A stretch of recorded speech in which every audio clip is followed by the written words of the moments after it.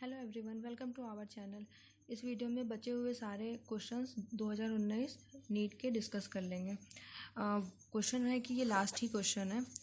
What is the correct electronic configuration of the central item in K4 FeCN6 based on crystal field theory. हमें इसका electronic configuration बताना है based on crystal field theory पे। तो पहले हम लिख लेते हैं K4 FeCN6। इसमें पहले निकालते हैं कि आयरन का ऑक्सीडेशन स्टेट क्या है। तो यहाँ पे एक पोटेशियम लगा हुआ है 4, मतलब कि यहाँ पे -4 चार्ज रहा होगा। तो FeCN6 -4। और साइनाइड, एक साइनाइड का हम जानते हैं -1 चार्ज होता है। तो आयरन को अगर x ले लें तो -1 × 6, क्योंकि 6 साइनाइड है, 6 = -4। तो x - 6 = -4, तो x = +2। यहाँ से हमें दिख गया कि जो आयरन का ऑक्सीडेशन स्टेट है वो +2 है, तो +2 ऑक्सीडेशन स्टेट है। और आयरन का जो हम लोग कॉन्फ़िगरेशन लिखते हैं वो लिखते हैं 4s2 3d6, ये होता है। लेकिन अगर इसका अगर हम लोग ऑर्बिटल ड्रा करें तो कुछ इस तरह होता है। 5 ऑर्बिटल, यहाँ पे 2 इलेक्ट्रॉन, 1 2 3 4 5 6, ये हो गया। लेकिन अगर आयरन को +2 ऑक्सीडेशन स्टेट में देखें तो यहाँ से जो s ऑर्बिटल होते हैं वहाँ पे 0 इलेक्ट्रॉन हो जाता है, क्योंकि 2 इलेक्ट्रॉन रिमूव हो गया, +2 ऑक्सीडेशन स्टेट में चला गया। तो s में 0 इलेक्ट्रॉन, और जो d में है वो अभी भी 6 इलेक्ट्रॉन है। 1 2 3 4 5 6 इलेक्ट्रॉन हो गए। और यहाँ से हमें दिख रहा है कि ऑक्टाहेड्रल कंपाउंड है।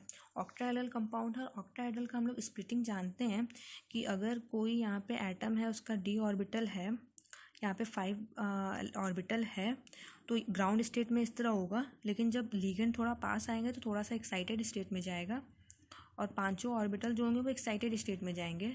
लेकिन जब लिगेंड और पास आएगा और जब एक्सिस के अलॉन्ग वो अप्रोच करने लगेगा मेटल के, तो जो ये ऑर्बिटल्स हैं वो स्प्लिट कर जाएंगे, क्योंकि ऑर्बिटल का जो डायरेक्शन होता है वो सारे ऑर्बिटल अपने अपने अलग अलग डायरेक्शन में ओरिएंट होते हैं। जो ऑर्बिटल होते हैं वो 5 ऑर्बिटल होते हैं। इसमें से जो होता है dx² - y² होता है, dz² होता है, dxy होता है, dyz होता है, dzx होता है। तो सब अलग अलग एक्सिस पे अलॉन्ग होते हैं। तो जब लिगेंड आता है तो वो x एक्सिस के और z एक्सिस के अलॉन्ग आता है। तो जब x एक्सिस और z एक्सिस के अलॉन्ग आता है तो उसमें ज़्यादा रिपल्सन होता है। जब ज़्यादा रिपल्सन होगा तो उसकी एनर्जी ज़्यादा एक्साइट होगी। तो जो ये दोनों ऑर्बिटल होते हैं वो एक्सिस के अलॉन्ग होते हैं, z और x के। तो ये जब एक्सिस के अलॉन्ग होते हैं तो मतलब इसमें ज़्यादा रिपल्सन होगा, तो ये ज़्यादा एक्साइटेशन में जाएंगे। तो जो dx² और y² के और dz² होते हैं, जो 2 ऑर्बिटल होते हैं वो एक्साइटेड ज़्यादा एनर्जी के होते हैं, तो ज़्यादा एक्साइटेशन होता है। तो इनको हम लोग लिखते हैं T2g।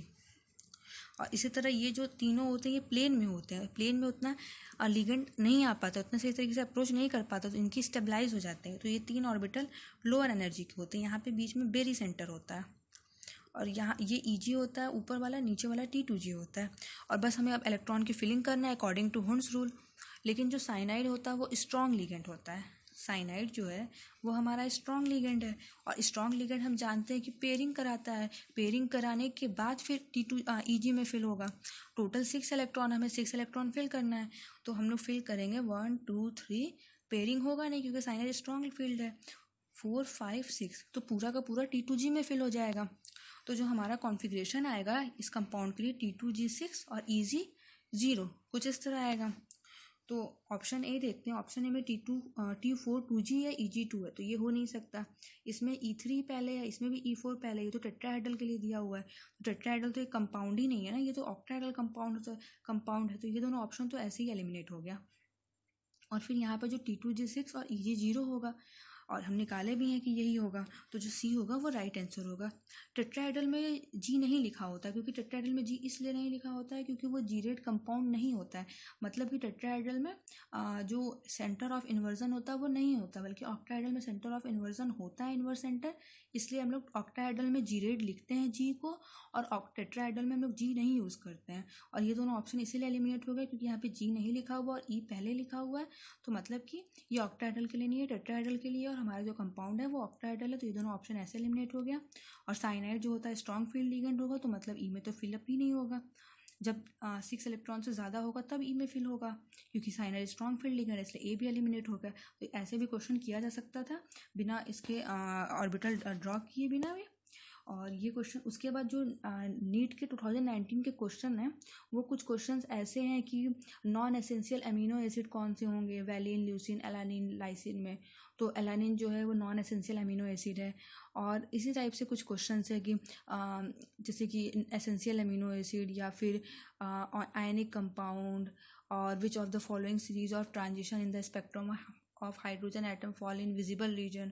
तो इसका आंसर होता है बामल सीरीज। तो ये सब कुछ लर्न करने वाले जो क्वेश्चंस हैं वो क्वेश्चंस तो आप बुक से भी देख के समझ सकते हैं, प्रीवियस ईयर क्वेश्चंस में जो आंसर होता है उससे भी याद कर सकते हैं, उनको समझाने का कोई नीड नहीं है।